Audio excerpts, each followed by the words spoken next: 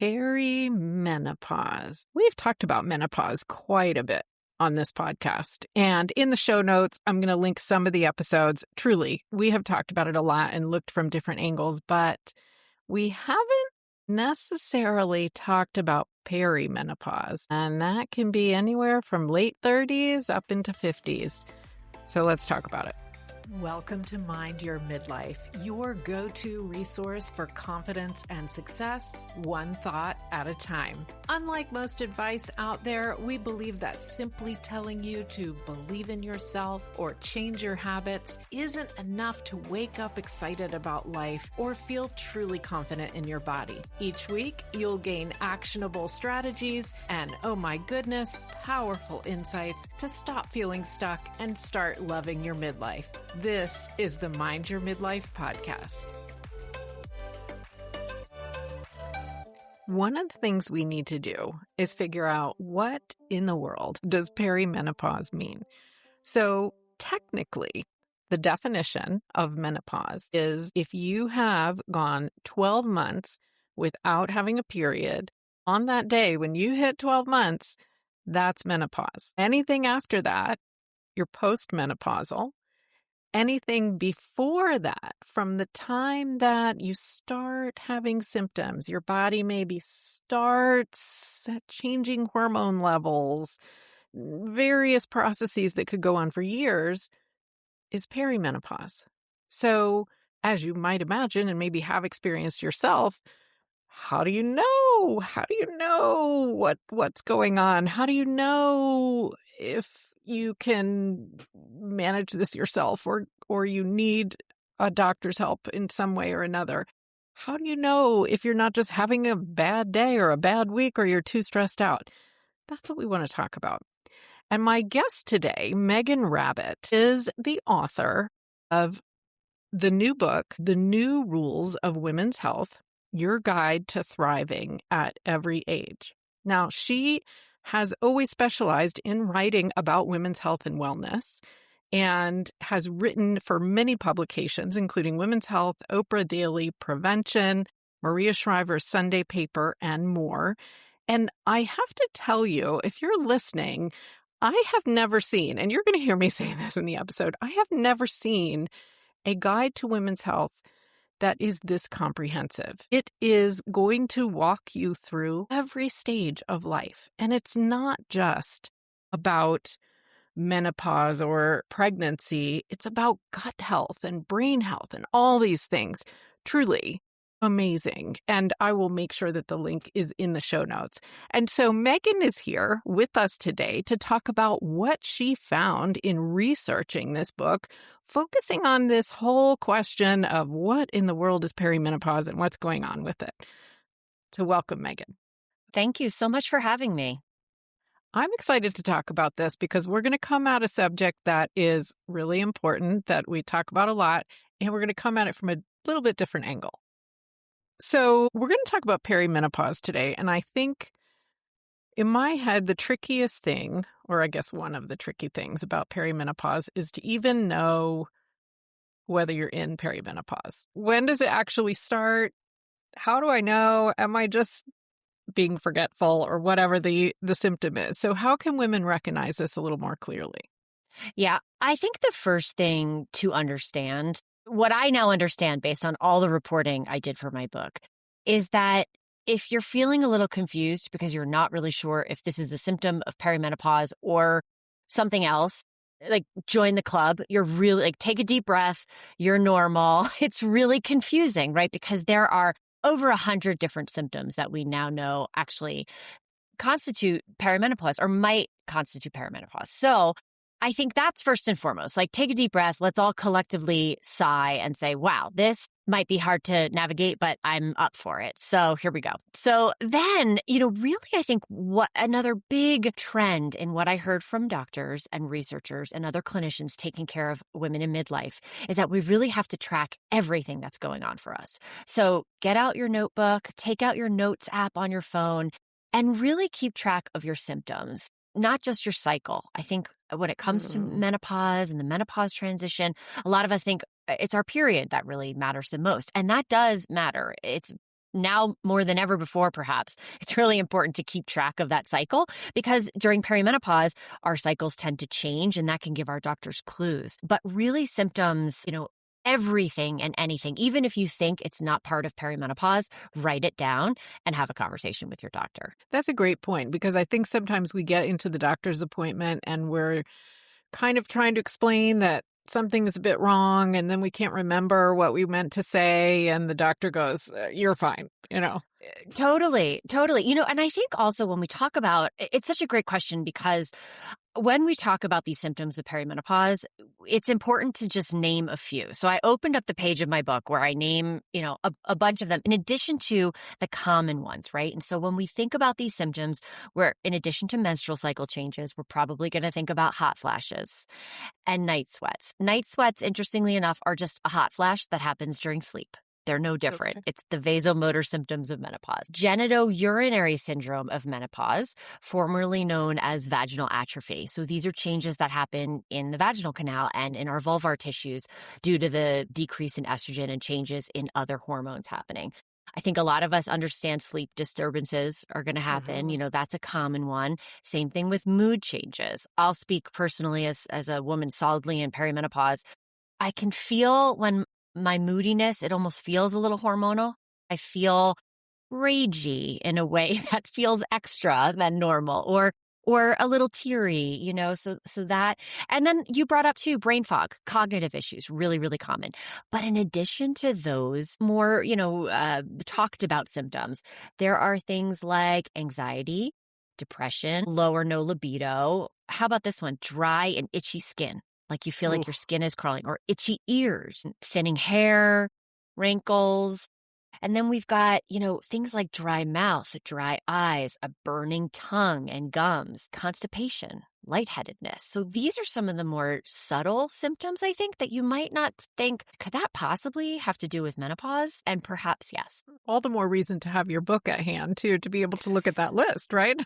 Well, yeah. And I think that's a great point in terms of, whether it's my book or whatever source of information you go to, an understanding of what we're going through, what's potential in this big life change is really important to know because if it's on your radar, then you can say, maybe this is something I need to talk to my doctor about.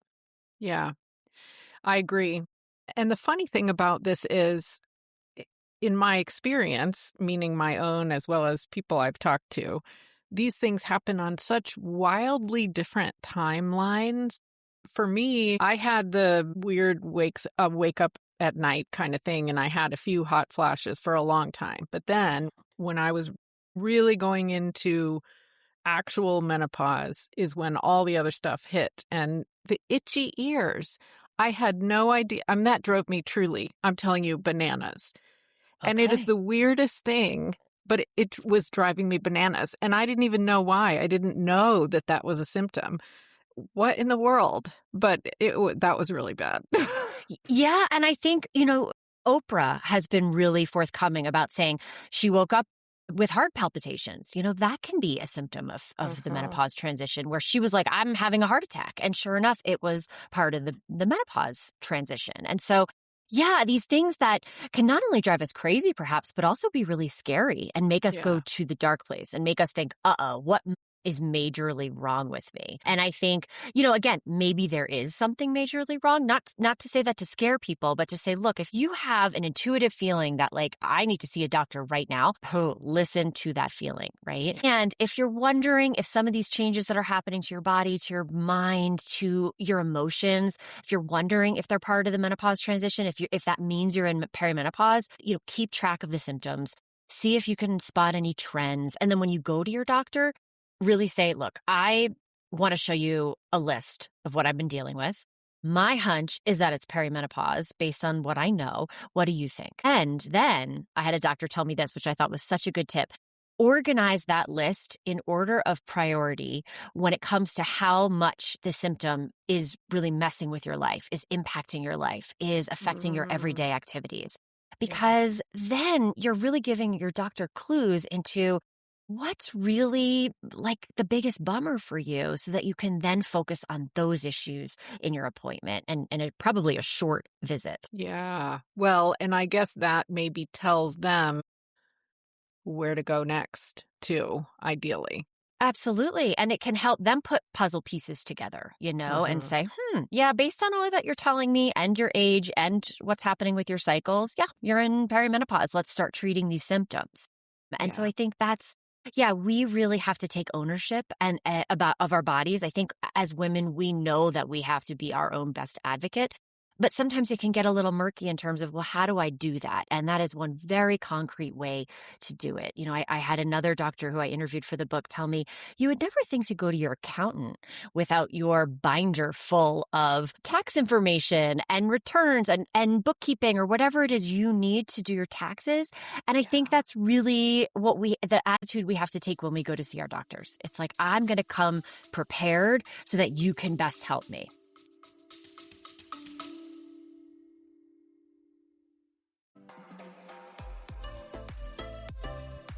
Okay, before we get into the second part of this episode, I want to share with you a little morning habit that's been an absolute game changer for me.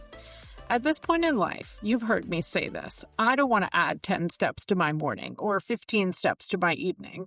I just want to feel good and I want to make good decisions. For over 2 years now, I've been starting my day with a duo of products that I put right in my big water bottle that gives me 12 servings of veggies, probiotics, vegan collagen builder, and healthy energy made from green tea. It's so easy, I even take it traveling wherever I'm going. So, if you know that you could use a little boost, check out Green Synergy Elixir and Energy Fizz together in a pair at CherylPFisher.com/recommendations.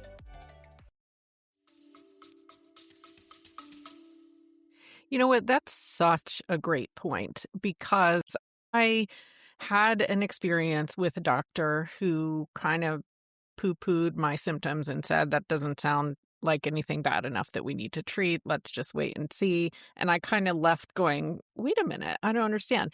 And what I had been doing was always choosing women doctors, assuming that, and I still do that, but assuming that automatically any woman doctor would totally see where I was coming from and absolutely understand.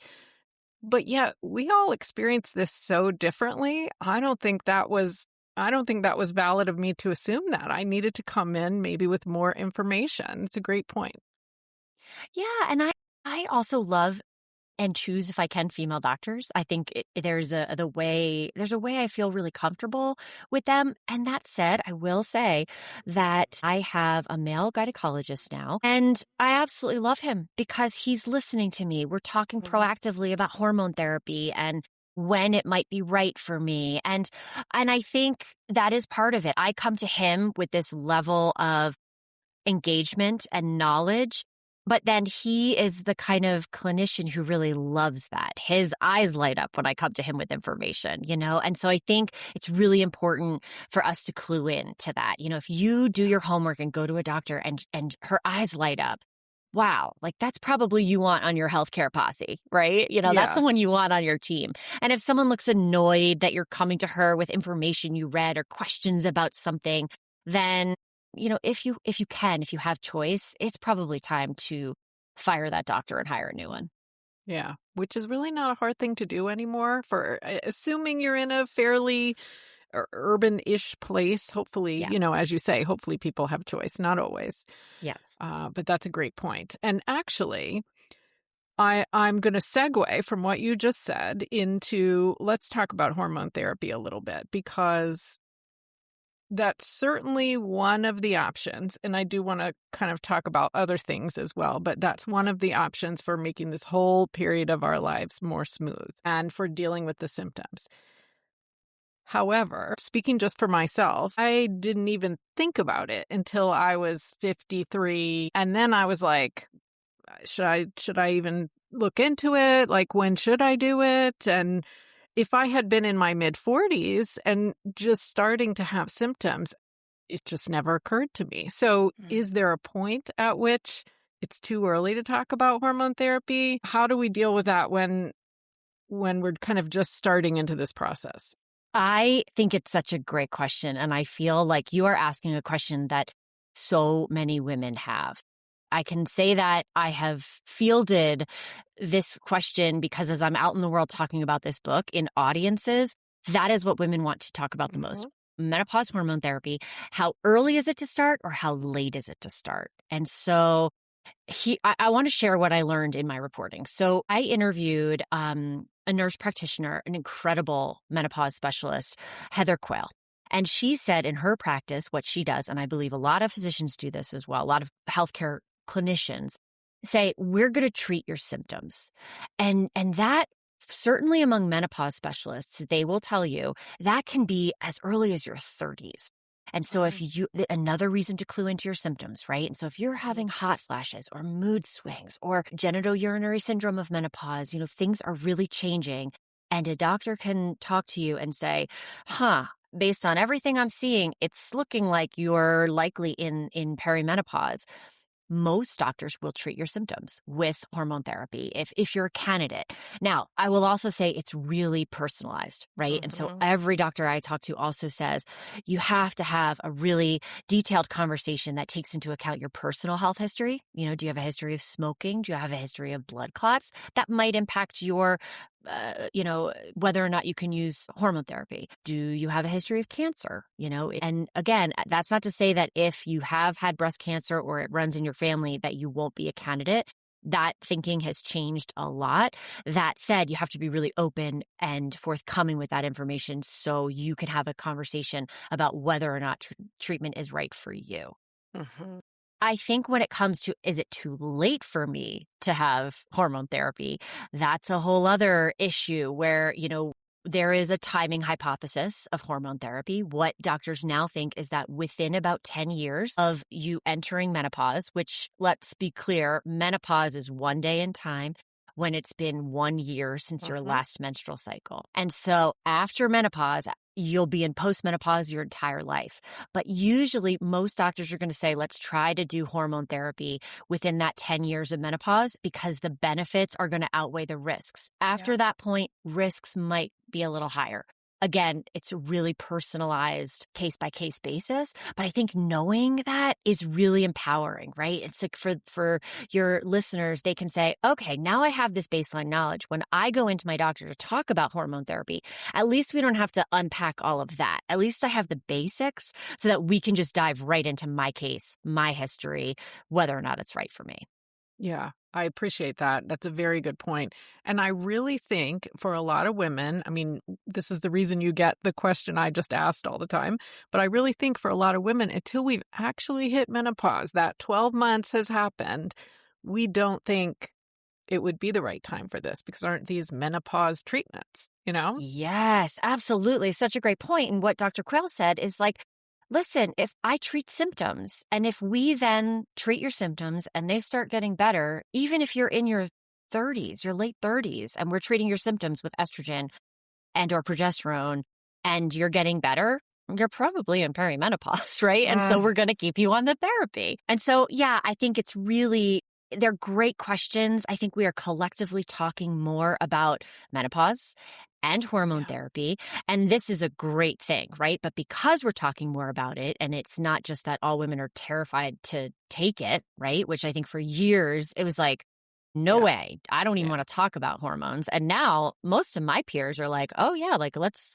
talk about this, you know, as potentially having way more benefits than detriments and risks. But I think because we're talking about it more, we have more questions, and I think it really points to, in an ideal world, educate yourself about the basics. There's a whole section in my book that's just on what doctors want us to know, facts about hormone therapy that they continuously debunk.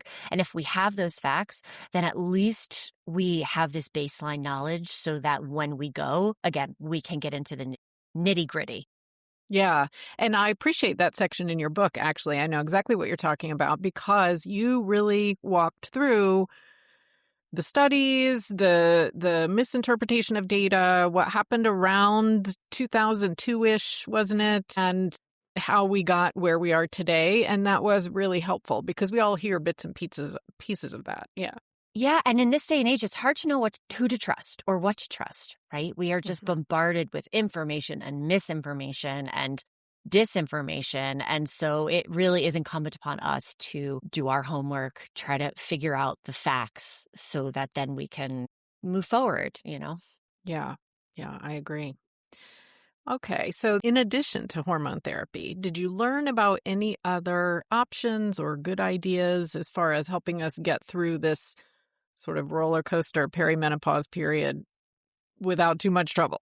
Yeah, I mean, I think really it takes having the right doctor because that person and when I say doctor, I want to be clear. This could be a nurse practitioner, it could be a doctor of osteopath. It's not just an MD, right? Though I do think it's important that we look into the credentials of the people caring for Yeah. us. And so I will say that, if you're clear that you want a medical doctor or someone who's done a residency, for example, or has a specialty, like has gone through extra training to do the menopause certification, Mhm. if possible, look for that, to make sure. For just ease, I'll just say doctor.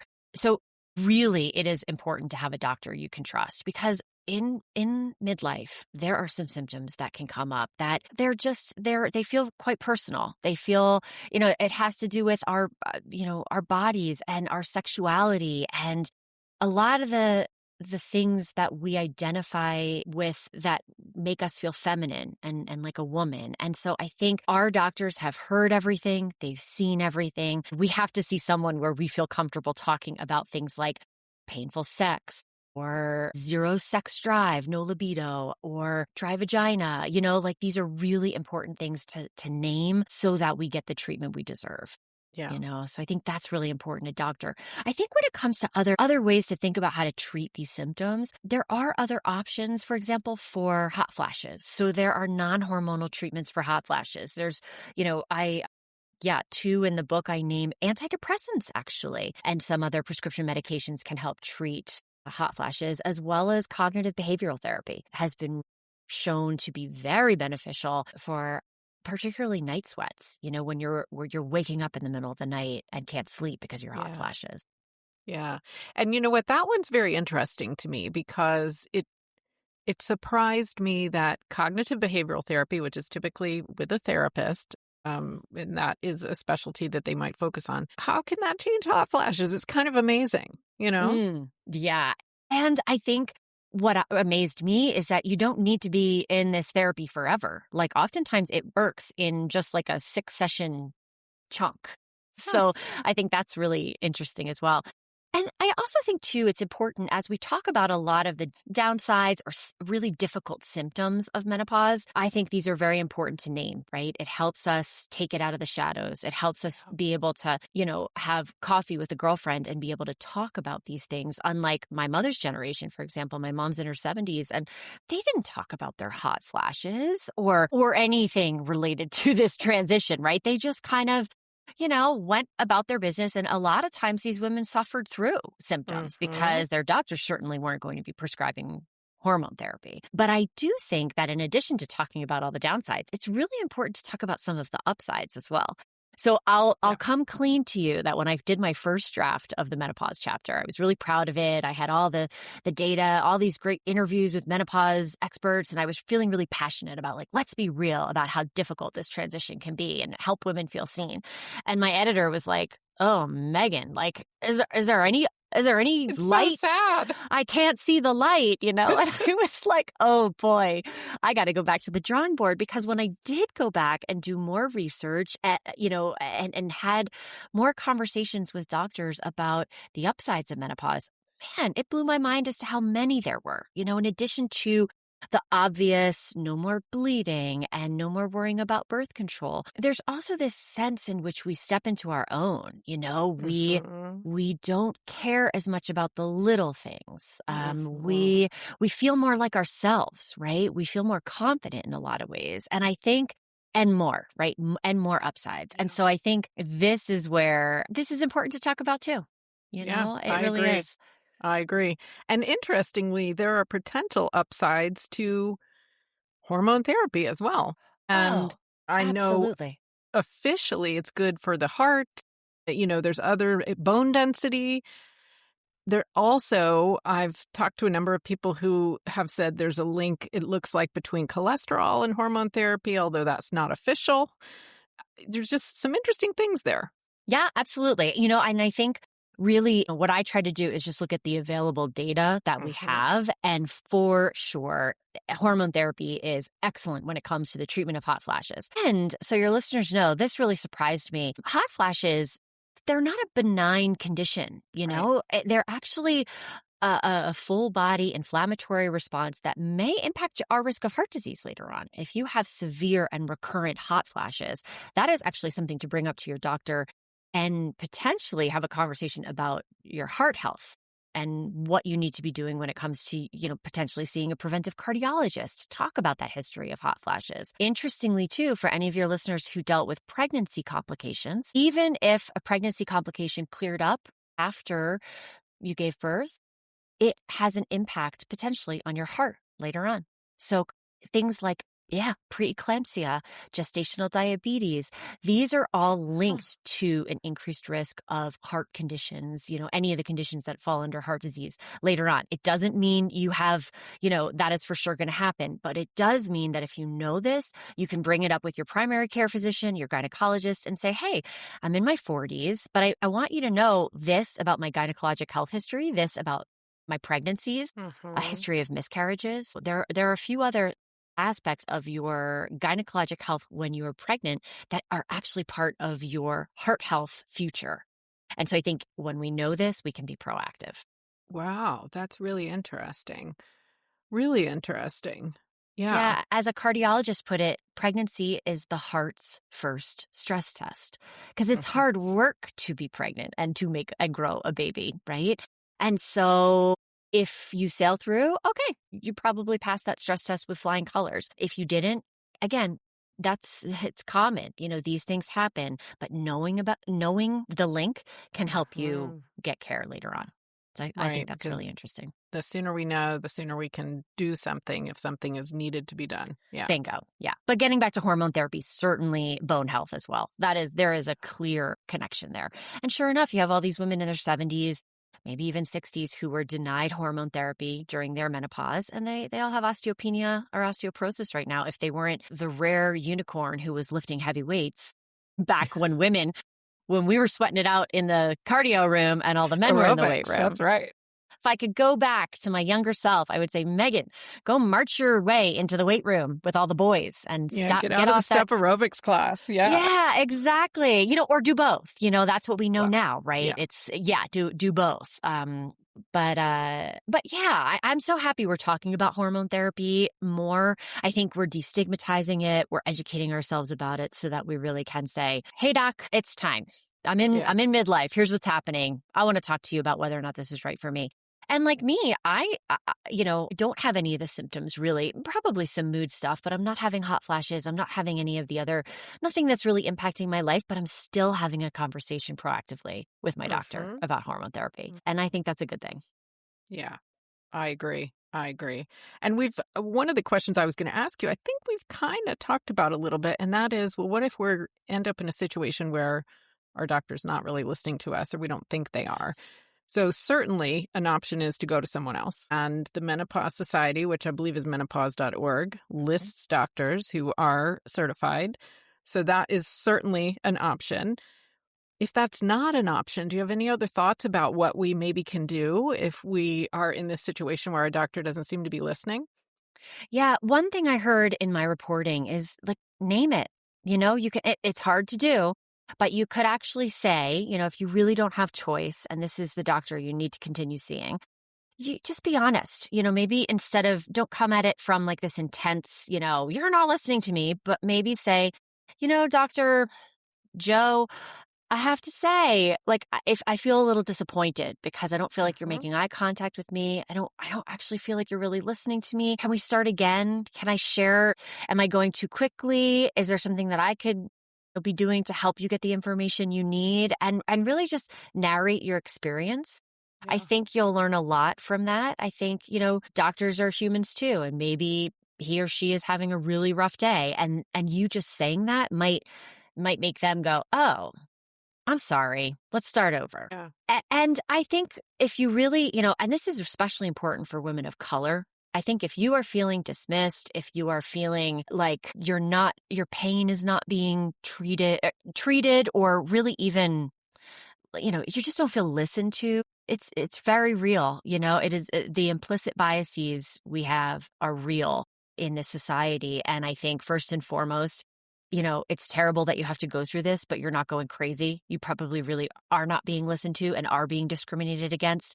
And some things I found if that's the case, is it's really important to bring an advocate with you. And I do think this is for anybody listening, no matter what's happening. If you feel like you're being dismissed or not listened to or not believed, bring someone with you. I think just having someone in the room, and you can make that request. You can say, look, I'd like to bring my husband, my sister, my best friend. And then that person can actually help be an ally for you and advocate for you if you're feeling just exasperated because you're not being listened to. Do you know that is the first time anyone has recommended that in my discussions on the podcast? And I can't believe I never thought of it either. That's a fantastic piece of advice. Isn't it? I hadn't heard it either until someone who specializes in helping women of color feel seen and heard in their interactions with clinicians said that to me. And I thought, you know what? Is it wrong that, yeah, it's terrible that we have to be in that position. But what she said is like, look, that person can not only advocate for you, but they can help add context with the doctor. So let's say the doctor is just like, okay, so you're in pain. That's common. Your best friend, let's say, is your advocate. She can say, I need to tell you, doc, I've known this woman for 25 years, and this is not normal for her. She doesn't complain like this. She doesn't, this is intense. On the pain front, because pain is very subjective, right? And if you're dealing with conditions where it's subjective or could be, another great tip I heard from someone I interviewed is compare that pain to something else that most people might understand. So you can say, look, this part of my body is cramping as badly as labor pains. Like that's what it feels like. Or I am in as much pain with fill in the blank, what you're dealing with now, as I was when I tore my ACL skiing. And so being that specific versus like my pain is at a 6 out of 10 or an 8 out of 10, because your 10 is very different than my 10, right? Yeah. And so I thought that was a great tip as well that I hadn't heard before. Really, really smart because, the other person that we're talking to, no matter how much expertise they have, we need to be able to explain so that they understand. And they might not understand in one particular way or another. Yeah. And the nice part about having an advocate with you, someone in the room with you, is that it's someone you can talk to afterwards. Let's say you're dealing with something where it's a diagnosis, you're worried about a cancer diagnosis or autoimmune condition or a mental health thing that is really scary and hard. If you have someone with you, they can be listening to. And then you can have a conversation with your advocate afterwards to say, I caught this. Am I missing anything? What did you hear the doctor say? Yeah, that's a great point. And I'm going to segue to your book as we talk about that, because I don't know if I've ever seen such a comprehensive walk through the health of being a woman, all different times of life, as what you've done. And so tell us a little bit more just about your book, where people can find it and where they can find you. Yeah, so this book really was such a labor of love for over 3 years. Maria Shriver asked me to write the book. So I work for Maria Shriver on her weekly digital news magazine, The Sunday Paper. And I was out in LA, and I've been a health journalist all my career. And she said, Meghan, we don't have a really good comprehensive women's health book. We have a lot of great women's health books about women's brains or our sexual health and fill in the blank, right? There's so many wonderful books out there. And there's an amazing tome called Our Bodies Ourselves, which so many of us our moms got it for us, or we picked it up along the way, and it's incredible. But as I talked to Maria about it, we both said, gosh, even Our Bodies Ourselves really focuses on what we now refer to as bikini medicine. It's our breast health, our sexual health, our reproductive organs, right? And I love that phrase. So many doctors are now saying, we have to go beyond bikini medicine. And that's what I aim to do with this book. So that's why you'll find chapters on heart health and brain health and immune health and gut health and nutrition, exercise. I really tried to distill what we as women need to know now to have the information we need and the language we need to be able to go to our doctors, advocate for ourselves, and take care of ourselves and our families. Yeah. And I really appreciate what you've done because truly, I feel like I'll be referencing it forever.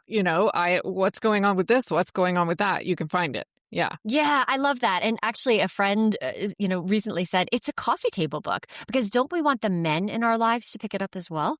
And I Oh, thought that was really interesting because I have given chapters to my husband. For example, the breast health chapter. Usually I have my annual mammo. It usually results in follow-ups and because I have very dense breasts. And Mm. so when he read that chapter, he was like, first of all, blown away. He had no idea, all that encompasses breast health. And then he's been able to support me. He's been a much better support because he's educated too, And so Great I point. hope that women reference this book and get a lot out of it. And also let's share it with the men in our lives, Great point. I'm Yeah. going to remember that for sure. Great Right on. point.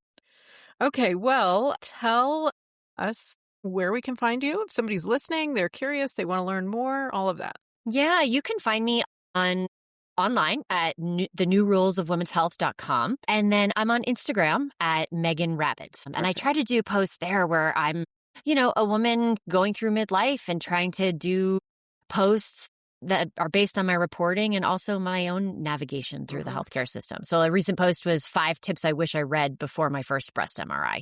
And so I'm trying to really, just help women, again, advocate for ourselves and feel like we can take the reins as we roll through the complicated healthcare system. Excellent. The more support we get, the better. Absolutely. Absolutely. Okay, so I think this discussion has been great. And I think that most people listen to podcasts while driving, doing the dishes, folding the laundry, whatever. And we're not taking notes. We can't remember everything. We can't pay attention to everything. So what would you say is the one thing that somebody listening really should take away from this and remember? Mm.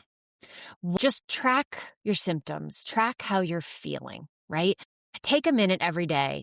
As women, we juggle all the balls and we are the ones everybody looks to for everything from what's for dinner to where we're going on vacation to kids' camps and fill in the blank. And so it can be really hard to actually take a beat and just climb into our own bodies and actually do a little, what's the lay of the land here? How am I really feeling? Not just I'm fine, I'm fine, I'm fine. That's it. Just climb in. Ask yourself, how do I really feel? And then just jot it down, keep a running list of what you're going through because we deserve care as well. I love that. And I'm going to add to that when you're saying how we really feel, you're wanting us to focus on physical symptoms and also if we could identify the emotion that we're having, and maybe you're including this as well anyway, that's really a powerful mindset practice to understand how am I feeling right now? Am I upset about something? Am I happy? Am I frustrated? We sort of lose the practice of doing that as we go through life in a rush, doing everything as well. Yeah. Absolutely. And a personal practice of mine right now is when I tap into whatever I'm feeling, I try to stay close to that feeling, even if it's uncomfortable. Yeah. That's really hard to do. It is hard to do and it is good to do. And that could take us into a whole nother discussion. Oh, it's so true. Oh, Cheryl, this has been so much fun. Thank you so much. It has. Meghan, thank you so much for joining me. Track what is going on with you. I really, really appreciate Meghan's advice. And I have to confess, I wondered sometimes when I was in my crazy busy stages, late 30s, early 40s, I wondered, was it worth it to track things? I had a Fitbit at the time. I could have tracked my cycles in there. I didn't know if I needed to write all that down. In the end, it sounds like what we do need to write down are the things going on with our bodies, our mind, with our outlook, with our emotions, so that we can see whether there's a pattern and so that we can walk into a doctor's appointment and really, truly find our words and be able to talk about what's going on. And that is really, really valuable and powerful advice that I so appreciate. So head to the show notes, grab Meghan's book. I know you're going to appreciate it as much as I do. And if you are listening on Apple Podcasts, will you scroll down on the Mind Your Midlife page and leave a 5-star rating and a quick review? It makes such a difference because reviews tell Apple to share Mind Your Midlife with more people because the listeners are really appreciating it. And I appreciate you for doing that. And in the meantime, keep remembering, midlife is your time to take just a little bit better care of yourself. Just a little bit better on the inside and on the outside makes a big difference.